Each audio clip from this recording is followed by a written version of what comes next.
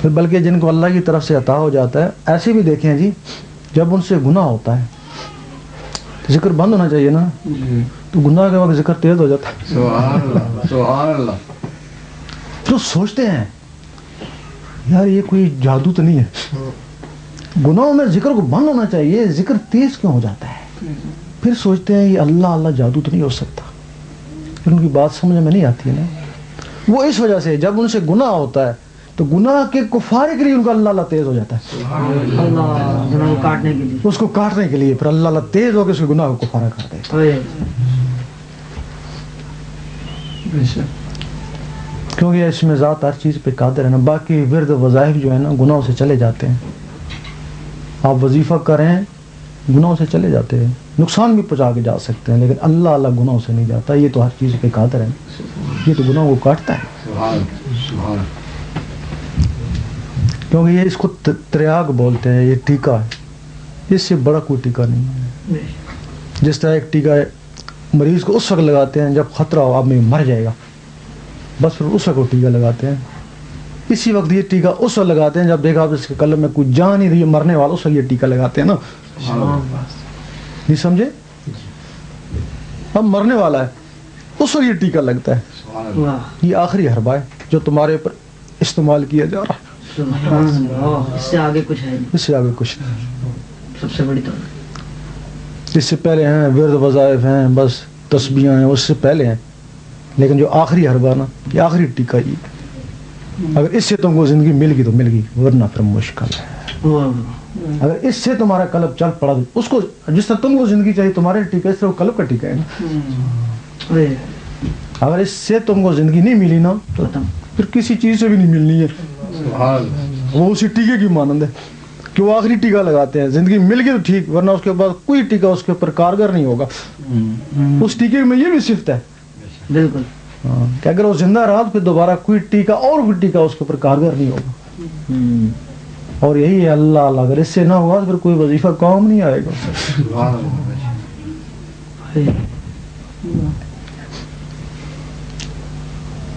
یعنی اس سے ہدایت نہ ملی تو پھر ختم. ہدایت کا مقصد نہیں ہے، ہدایت تو قرآن مجید سے بھی ہو جاتی ہے. مقصد وہ جو اندر مخلوق ہے اس کے اندر اس کو زندگی چاہیے نا.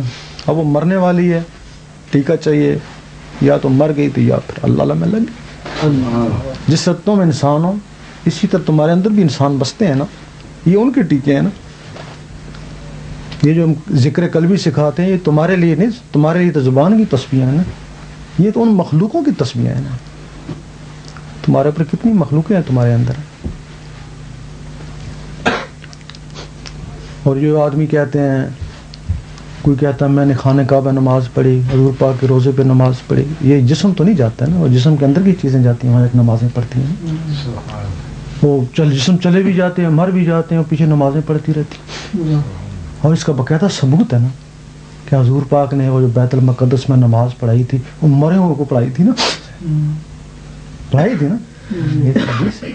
وہ انہیں چیزوں کو پڑھائی تھی نا وہ جو ختم ہو گئے تھے. جسم ختم تھے، یہ چیزیں ان کی ختم نہیں تھی.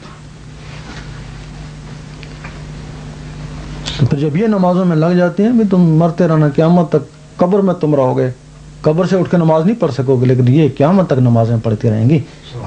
اور ان کی نمازیں پھر یہاں مولوی کے پیچھے نہیں ہوگی. تو مولوی تک جا سکتے ہو بڑی مشکل سے، ان کی نمازیں حضور پاک کے پیچھے ہوں یا ان کی نمازیں عرش محلہ میں ہوں گی، تو یا پھر ان کی نماز وہیں ہوگی جس کی نماز پڑھی جاتی ہے، اس کے روبرو جا کے نمازیں. تو یہ انسان میں اتنا کچھ ہے، اتنا بڑا خزانہ ہے انسان میں، لیکن اس کو کمرے میں بہت کچھ چیزیں پڑی ہیں لیکن تالا کھولے تو کیوں جی؟ بڑا مال ہے کمرے میں لیکن تالا کھولے تو کام آئے گا نا. اگر تالا ہی لگا ہوا تو پھر. اسی طرح ان کو بولتے ہیں ہفت ہیکل، 7 تالے تمہارے اوپر لگے ہوئے ہیں. ان ہیکلوں کے لیے اہل زہر نے کچھ آیتیں بنائی ہوئی ہیں کہ یہ پڑھو ایک کے لیے، دوسرے کے لیے یہ پڑھو. ٹھیک ہے، ان کے اپنے طریقے ہیں جس طریقے سے انہوں نے پایا ہوگا، لیکن ہمارا طریقہ کہ ان آیتوں کی ضرورت نہیں، اس کے اوپر ضربیں لگاؤ، اللہ کی ضربیں لگاؤ، ہتھوڑے کی ضربیں لگاؤ اس کے اوپر تاکہ وہ تالے ٹوٹیں. پھر جب تالے ٹوٹیں گے تو جو کچھ اندر ہے وہ باہر نکلے گا. پھر پتہ لگے گا تم کیا ہو. اس سے پہلے تم کو اپنا گوشت ہی نظر آتا ہے بھائی, گوشت نظر آتا ہے نا, اندر تو کچھ نظر نہیں آتا ہے نا. اور یقین کرو اگر تمہیں اپنا اندر دکھا دیا جائے تم تو یہ سب کچھ چھوڑ چھاڑ کے جاؤ, جنگلوں میں چلے جاؤ, یہ تو سب بیکار ہے. اگر تم افضل ہو تو اس جسم سے تھوڑی افضل ہو, جس کی تم پرورش کر رہے ہو اس سے تم افضل تو نہیں. اگر جسم سے افضل ہوتے تو ہاتھی سب سے افضل ہوتا نا, اس کا گوشت زیادہ ہے نا تم سے. کیوں جی؟ تم جسم سے افضل نہیں ہے, وہ جو تمہارے اندر چیزیں تم ان سے افضل ہو. اگر تم نے وہ ختم کر دی تو پھر جانور تم سے بہتر ہیں. کیوں؟ جانوروں کا گوشت تو کام آتا ہے نا, تمہارا گوشت بھی کوئی نہیں کھائے گا. میں تم پھر ان سے افضل کیسے ہو گئے؟ تمہارا گوشت کوئی نہیں کھائے گا. افضل تم اندر سے.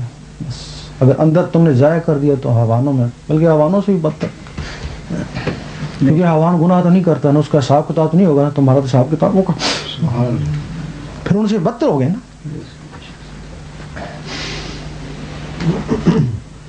انسان کا ایک مقام ہے کہ شیطان سے بھی نیچے ہوتا ہے.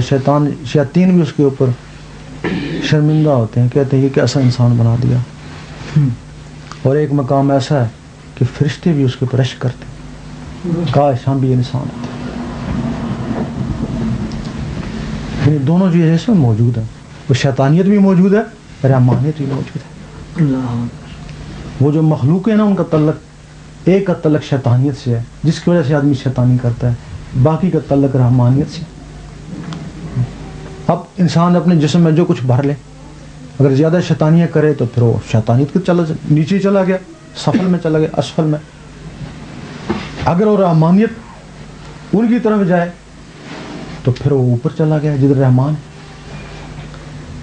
اب چونکہ وہ چیزیں جسم میں ہے نا, نسوں میں ہے نا, اگر اس کو نسوں میں نور پہنچانا پڑتا ہے نا. اب یہ ظاہری تلاوت کرتے ہیں نور بنتا ہے اس میں شکل, لیکن اندر نہیں جاتا ہے نا.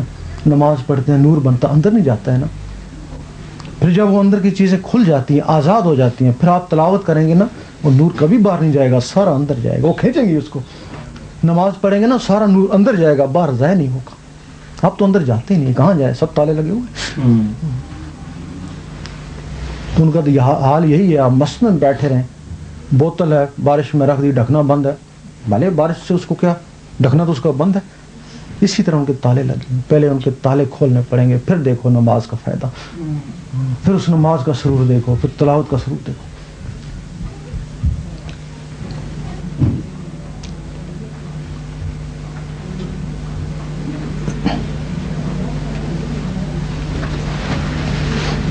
بس آپ نے ارشاد فرمایا تھا کہ جو آدمی کہیں بیت ہوتا ہے تو جو بھی وہ عمل کرتا ہے, نماز پڑھتا ہے یا گناہ کرتا ہے, یا جو اس کے جو شیخ ہوتا ہے اس کے جاتا ہے, تو کیا وہ شیخ اگر کوئی اچھا کام کرتا ہے تو اس سے خوش ہوتا ہوگا؟ نہیں, میرا مطلب ہے اس کو شیخ کامل ہے, تو شیخ کامل کی بات کرے, رسمی شیخ کی بات نہیں کرے. تو اگر شیخ کامل ہے تو اگر وہ برے کام کرتا ہے تو اس کو ٹوکرا کیوں نہیں؟ میں بتاتا ہوں نا, اگر شیخ کامل ہے, حضور پاک سے کامل کون سی ہستی ہے؟ کوئی نہیں ہے نا. ان کی عمر گناہ کیوں کرتی ہے؟ کیوں جی؟ سبحان اللہ. یہ کچھ گناہ انسان کے مقدر میں لکھے ہوتے ہیں جو اس نے کرنے ہی کرنے ہیں.